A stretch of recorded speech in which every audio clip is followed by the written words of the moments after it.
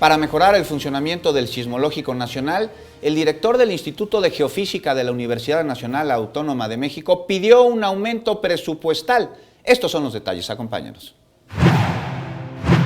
Al conmemorar 33 años del sismo del 19 de septiembre de 1985 y un año de lo ocurrido el 19 de septiembre de 2017, el Servicio Sismológico Nacional llamó al Congreso de la Unión a incrementar su presupuesto para poder ampliar su infraestructura e incrementar el número de estaciones de monitoreo en todas las regiones del país.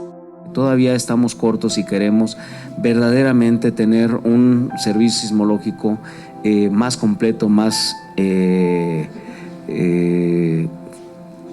eficiente, si tomamos en cuenta el tamaño de nuestro país y las necesidades y la situación que vivimos en un país de una actividad sísmica tan relevante. Aunque actualmente el Servicio Sismológico Nacional cuenta con 174 estaciones en toda la República Mexicana y 5 en Guatemala, es necesario aumentar el número de ellas. Esto con la finalidad de tener mayor información sobre el comportamiento de los movimientos de las placas tectónicas e incluso para realizar más investigaciones. Desde hace poco más de un año hemos estado trabajando en la mejora de la red de monitoreo, diseñando de tal manera que podamos contar con una cobertura homogénea en todo el país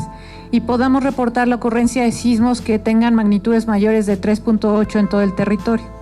La jefa del Servicio Sismológico Nacional dio a conocer que el presupuesto actual del servicio es de apenas 8 millones de pesos y que gracias al apoyo de la máxima Casa de Estudios de México, desde hace un año fue posible consolidar un proyecto que contempla la construcción de un nuevo centro de monitoreo en Pachuca, Hidalgo, lo que implicará la instalación de 54 nuevos observatorios. Explicó que el nuevo centro será un espejo del que alberga actualmente las instalaciones del Sismológico Nacional y que, aunque con esto se amplía la infraestructura, será necesaria la contratación de recursos humanos, por lo que para ello se requiere un presupuesto de alrededor de 60 millones de pesos al año. Con imágenes de Liber Rodríguez, Eric Pinto, 21 Noticias.